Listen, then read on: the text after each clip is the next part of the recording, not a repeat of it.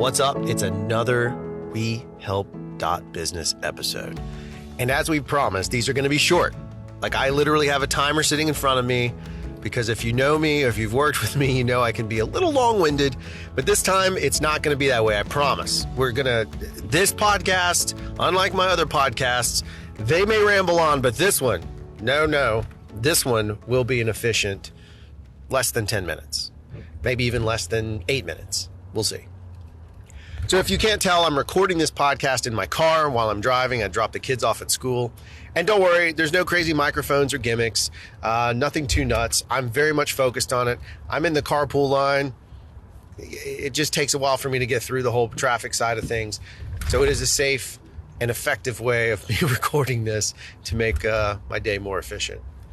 And plus, I talk on the phone all the time while I'm driving, so I've gotten pretty used to it. Not saying that's maybe the best thing, but it's the thing I do. Anyway, that was enough rambling over.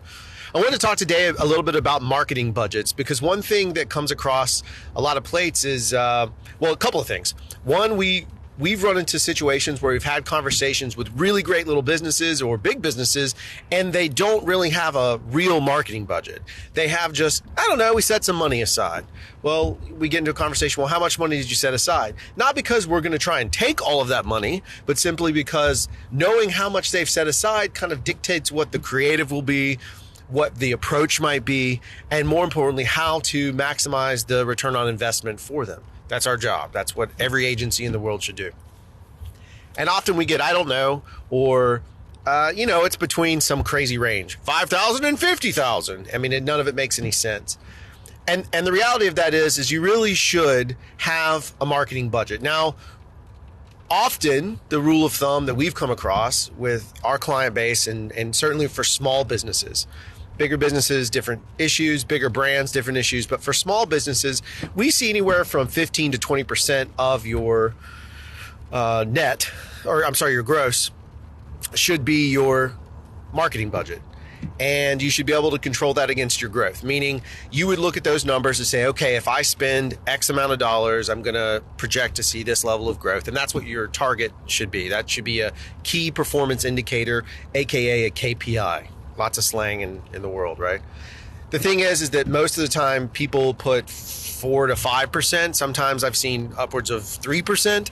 And that's not necessarily bad because you're doing something, but it's not necessarily effective.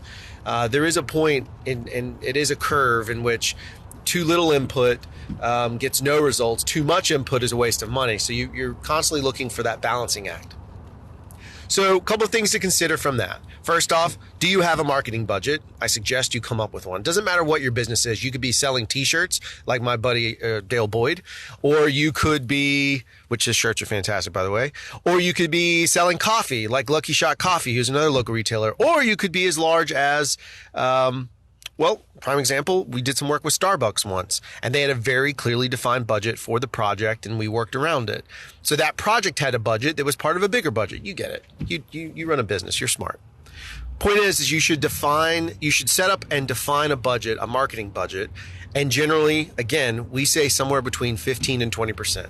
If you need to go to 10, great. That's a start. But that 15 to 20 is typically optimized for that. Now, even more fun and more nerdy and more the kind of details I like, because again, details help shape things.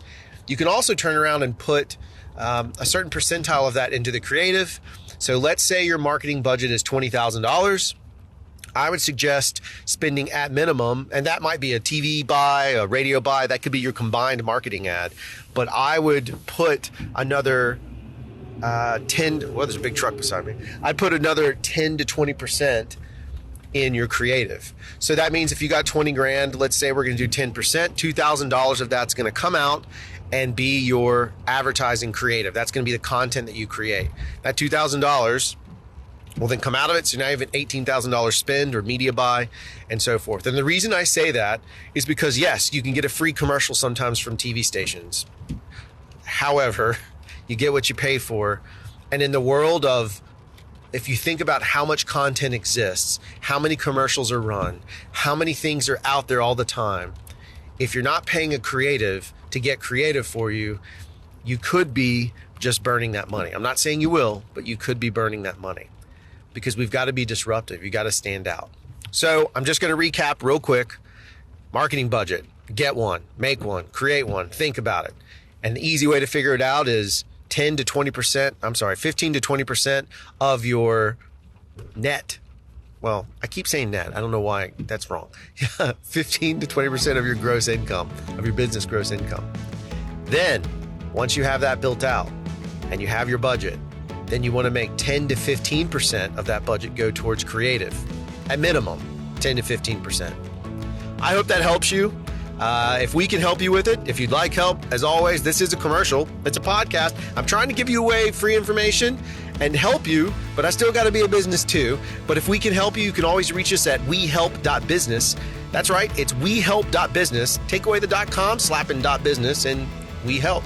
So wehelp.business is our website. You can go there and see samples, testimonials, all kinds of fun stuff. And we're here to help you grow. And as always, if you need anything, just reach out. Thanks for listening, and we'll see you next week.